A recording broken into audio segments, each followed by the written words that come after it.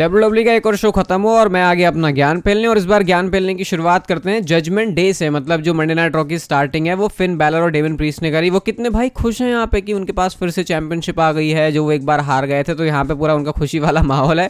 Cody Rhodes आके उनको interrupt कर देते और पता है सबसे पहला ही सबसे सैवेज आंसर तो नहीं, सीधी बात ही उन्होंने बोली। वो कहते हैं कैसा लगा तुमको इंटरप्ट हो गई, क्योंकि जजमेंट डे का काम हमेशा है किसी के बिजनेस में घुसना। इसके बाद वो कहते हैं यार मैं लेकिन बातें भी किससे बोलूँ, यहाँ पे लीडर तो है नहीं। और वो कहते हैं कि लीडर से उनका मतलब होता है कि रिया रिप्ली तो यहाँ पर है नहीं। अब कोरिडोर से ये बात भी बोलते हैं कि हाँ मुझे पता है कि तुम कहते हो कि यहाँ पर कोई लीडर नहीं है, लेकिन मुझे तो लगता है कि जो रिया रिप्ली हैं वो ना सिर्फ डोमिनिक की मामी है बल्कि वो तुम्हारी भी मामी है। और सबसे मेन बात तो ये कि वो सारे बिजनेसेस हैंडल करती हैं इंक्लूडिंग द ब्लड लाइन, यानी ब्लड लाइन के साथ जो डील उनकी चल रही है उस बात को भी मेंशन करते हैं यहाँ पे वो। इसका मतलब कि कुछ ना कुछ ये पका रहे हैं और कोडी रोड्स भी ये वाली बात को जानते हैं। इसके बाद वो कहते हैं भाई अभी हम डन नहीं हुए हैं। यहाँ पे मजाक उड़ा दिया भाई डेमन प्रीस्ट ने कोडी रोड्स का। वो कहता है यार तेरी तो स्टोरी फेल हो गई, क्या हो गया। Cody Rhodes versus Damian Priest Crown Jewel की बात होती है डेमन प्रीस्ट की तरफ से और कोडी रोड्स बोलते हैं आई एक्सेप्ट। और इस तरीके से वाला जो मैच इन्होंने क्राउन जूल के लिए ऑफिशियल कर दिया है। ये मैच थोड़ा सा वियर्ड है मेरे लिए ऑफिशियल होना, लेकिन जो भी है मेरे ख्याल से कोडी रोड्स को ही बुक करना ही होगा ना, तो कोई एक तरीका उनको निकालना था। तो शायद डेविड प्रीस्ट के साथ मैच करके WWE को वो तरीका मिल गया। लेकिन इसके बाद कोडी रोड्स कहते हैं अब क्या कर रहे हैं, अभी भी तो खुजली हो रही है हमारे अंदर, अभी कैसे एक दूसरे को मारें। इतने में पीछे से बाकी जो जजमेंट है यानी कि रिया रिप्ली और डोमिनिक मिस्टीरियो वो आ जाते हैं।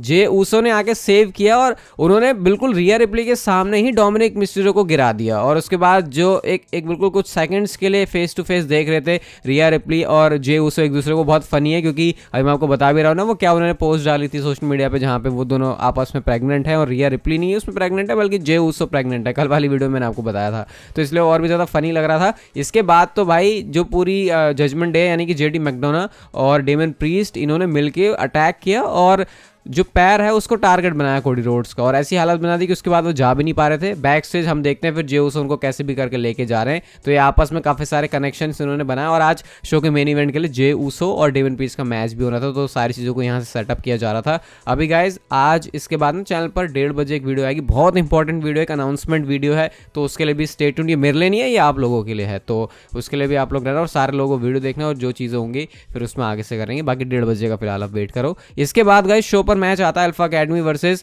न्यू डे के बीच में। ठीक ठाक सा मैच था और बाकी रिजल्ट की बात करें तो जो एक्जेवियर वुड्स का एल्बो ड्रॉप है वो लगता है यहाँ पे जो टॉप रोप से मारते हैं और इस मैच में न्यू डे की विक्ट्री हो गई। इसके बाद गाइस बैक स्टेज से बड़ा मस्त सेगमेंट था यार ये रिया रिप्ली और सेथ रॉलिंस का।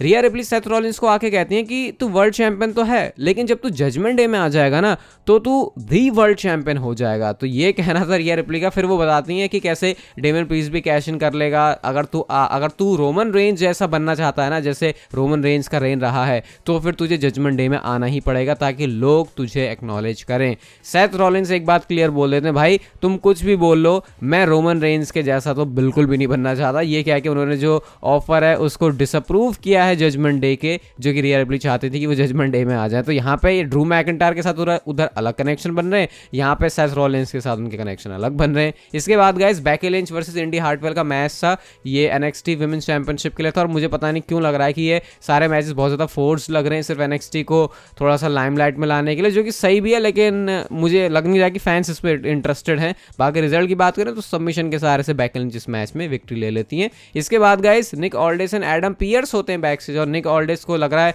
कुछ उनका हृदय परिवर्तन हुआ है क्योंकि उन्होंने एडम पियर्स से आके माफ़ी मांग ली। वो कहते हैं यार सब कुछ मेरी वजह से हो, मैं इसकी रिस्पॉन्सिबिलिटी लेता हूँ। तो वो यहाँ पे एक अपॉलॉजी से बोलते हैं और इस पर एडम पियर्स कोई रिएक्ट नहीं करता था। वो कहते चलो ठीक है। उसके बाद मामला जो है अच्छे में हो गया, बात बन गई इनकी। बाकी इसके बाद एक और सेगमेंट था जहां पर निक ऑल्डेस बैक स्टेज रॉ के सुपरस्टार से बात कर रहे तो एडम पियर्स को ये बात पसंद नहीं आ रही और उस पर फिर निक ऑल्डेस कहते चलो ठीक है मेरा आज का हो लिया, मैं जाता हूं यहां से। तो ये बिल्ड कर रहे हैं डेफिनेटली सर्वाइवर सीरीज के लिए। बाकी अपनी सारी वॉइस ऑफ रेसलिंग की वीडियोस में आपको बहुत सारी बातें बता चुका हूं, तो उसके बारे में अभी कुछ बात करने का फायदा नहीं है। इसके बाद गाइस आती है कॉन्ट्रैक्ट साइनिंग और ये कॉन्ट्रैक्ट साइनिंग इतनी अजीब थी। ये कॉन्ट्रैक्ट साइनिंग रिया रिप्ली के चैंपियनशिप मैच के लिए थी, तो Zoey Stark, Nia Jax, Raquel Rodriguez, Shayna Baszler सब आ जाते हैं, लेकिन रिया रिप्ली नहीं आती क्योंकि एडम पियर्स ही कहते हैं भाई मत आने तो और भसड़ मच जाएगी। रिया रिप्ली बात मानती नहीं, आ जाती हैं और कहती हैं कि मैं तुम सबको तोड़ फोड़ दूंगी क्योंकि मामी इज ऑलवेज ऑन टॉप। इस पर जो नाया जैक्स ने अपना प्रोमो शुरू किया, मतलब पहले तो बाकी किसी को बोलने का मौका मिला नहीं, शायद इतना WWE ने जरूरी भी नहीं समझा, और नाया जैक्स सबको ये बोलती हैं कि she wants me to beat you for her, यानी कि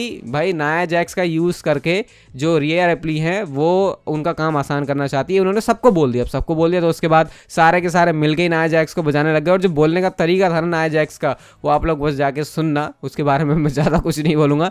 Nia Jax and Raquel Rodriguez and में बीच में होती है और नाया जैक्स ने काइंड ऑफ स्टैंड टॉल किया और जो ये सारा नज़ारा है वो रिया रिप्ली बाहर से देख रही होती हैं। इसके बाद विंची और गार्गेनो का मैच था और ऑब्वियसली इस मैच में ज़्यादा बताने के लिए कुछ है नहीं। शायद ट्रिपल एच को भी समझ में आ गया कि जो मेन इवेंट वाले स्पॉट में डाला था जॉनी गार्गेनो को उसका फायदा नहीं होने वाला, और उन्होंने बीच में एमी मैच डाल के उनका कहानी निपटा दी और मैच में उन्होंने विक्ट्री भी ले ली। इसके बाद गाइस शो पर लोगन पॉल आते हैं और लोगन पॉल बोलते हैं कि अब तो भाई जिस बंदे को, जिस फूल को मैंने हराया था ना बॉक्सिंग मैच में, अब ना सिर्फ वो एम्बैरस हुआ है बल्कि उसके हाथ से उसकी जॉब भी चली गई है, तो यानी कि ये हार्म कर सकता है लोगन पॉल। वो बताते हैं कि वो फ्री एजेंट है और साथ में फिर ये बताते हैं कि उन्होंने रे मिस्टेरियो को हराने के बाद जब यूएस चैंपियनशिप जो है जीतनी है, इतने में पता है क्या होता है, वो चीज़ होती है जो कि लोगन पॉल चाह रहे थे। अगर आप हमारी वीडियोस को फॉलो करते हो तो आपको पता होगा मैंने आपसे कहा था कि लोगन पॉल की चाहत है कि वो डोमिनिक मिस्टेरियो के साथ कुछ तो वर्क करें, और डेफिनेटली मैं कह सकता हूँ लोगन पॉल की ही पिच होगी ट्रिपल एच के पास। डोमिनिक मिस्टेरियो बाहर आते हैं और ये चीज़ देख के जो लोगन पॉल के चेहरे पर खुशी थी, आय हाय, उसे तो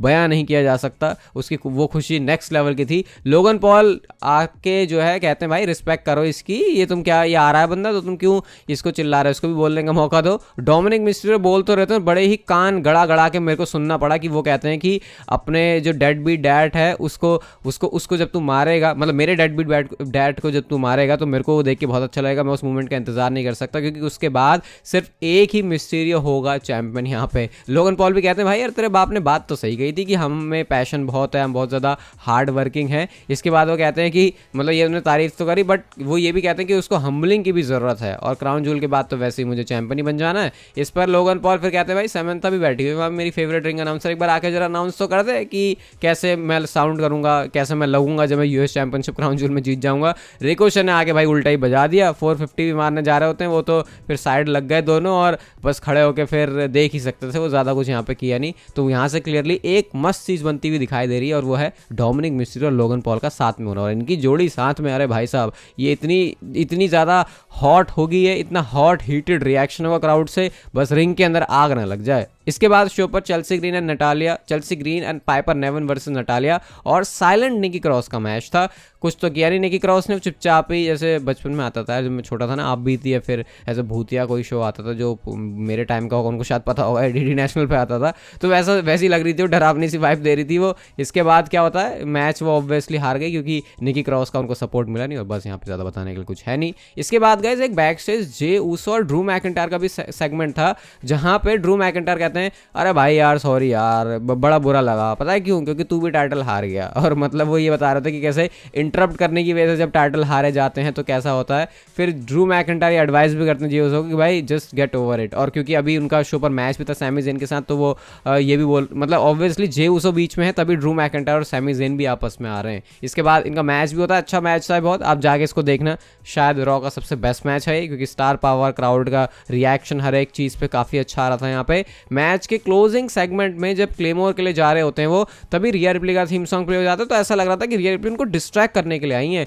लेकिन उल्टा उन्होंने सैमी जेन को डिस्ट्रैक्ट किया और फिर क्लेमोर मार के ड्रू मैकिंटायर इस मैच को जीत गए। और शायद एक ग्लिम्स दिखाना चाहती है रिया रिप्ली ड्रू मैकिंटायर को कि भाई देख ले, अगर तू हमारी जजमेंट डे में आएगा तो तेरे को कितने फायदे होने वाले हैं। लेकिन ड्रू मैकिंटायर ने घंटा कोई भाव नहीं दिया रिया रिप्ली को, वो बिल्कुल खड़ी होती है वहां से और बिना उनकी तरफ देखे ड्रू मैकिंटायर वहां से चले जाते हैं। तो ये कूल एटीट्यूड मुझे तो देख के भाई बड़ा मजा आया, जहां पर रिया रिप्ली के पीछे सब कुछ पड़े हुए हैं सारे के सारे लोग, लेकिन ड्रू मैकिंटायर उनको कोई भाव नहीं दे रहे। बैक स्टेज फिर इसके बाद ड्रू मैकिंटायर और सेथ रॉलिंस भी मिल रहे होते हैं और यहाँ पर वो कॉन्ग्रेचुलेट करते हैं सेथ रॉलिंस ड्रू मैकिंटायर को कि पहली विक्ट्री के लिए बहुत बहुत बहुत बहुत बधाइयाँ तुमको कि तुम जजमेंट डे के मेंबर बनने के बाद तुम्हारी पहली विक्ट्री थी। वो क्लियरली बताते मैं कोई जजमेंट डे का मेंबर नहीं हूँ, सेथ रॉलिंस भी कहते हैं मैं भी कोई मेंबर नहीं हूँ, मे the best man win at crown joule, और इस पर ड्रू मैकिंटायर बोलते हैं ही विल। जो ये इंटेंसिटी थी यहाँ पे, ये नेक्स्ट लेवल थी, मजा आया इसको देख के, आया है जो चीज़ WWE को जैसे बिल्ड करना चाहिए था सेथ एंड ड्रू को, उसी तरीके से ये किया गया है। बट रोमन रेंस का कनेक्शन यहाँ पे बहुत ज़्यादा यूज़ किया गया, जैसे कि जब कोडी रोड्स रिंग में थे तो उन्होंने बोला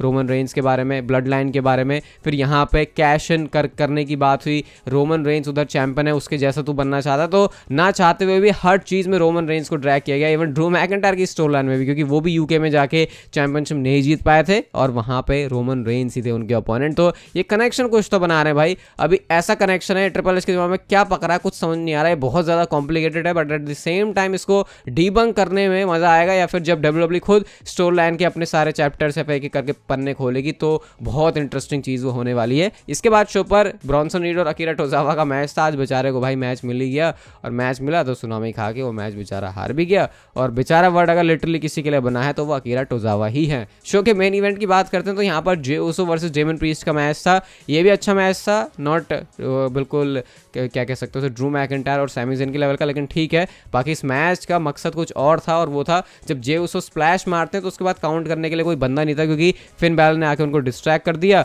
उसके बाद जे उसो जो है फिन बैलर को साइड लगा रहे होते हैं, और जब रिंग में पहुंचे तो साउथ ऑफ हेवन फिनिशर खा के पिन फॉल से जे उसो इस मैच में हार गए हैं। हाँ भाई, जे उसो के ऊपर पिन फॉल हुआ है और वो जो है इस मैच को हार गए। मैच खत्म होने के बाद दोनों बंदे मिलकर अटैक भी कर रहे होते, लेकिन कोडी रोड जो कि लंगड़े हो चुके हैं, वो अपने एक पैर में जूता और दूसरे पैर में जूता नहीं पहन के आते हैं। पता नहीं पैर में उन्होंने कास्ट क्या कुछ प्रोटेक्ट करने के लिए कुछ तो पहना हुआ था, स्टिल वो आके अटैक कर रहे हैं। और भाई ऐसा बजाया कि स्टील चेयर से बजाने के बाद फिन बैलर को आके डेविन प्रीस्ट को लेके जाना पड़ा, और रिंग में बाद में स्टैंड टॉल करते हैं जे and Cody. Overall Monday night raw अच्छा था, लेकिन अगेन वो एक कोई वाओ फैक्टर आज भी मंडे नाइट रॉ के शो से नहीं था। बाकी गाइस आप लोग 1:30 बजे अनाउंसमेंट वीडियो के लिए बिल्कुल तैयार रहना, मतलब कि बिल्कुल तैयार रहना। ये वीडियो गाइस अगर आपको अच्छी लगी तो इसे लाइक शेयर सब्सक्राइब और नोटिफिकेशन बेल को ऑन कर दो, and I will see you guys in my next video.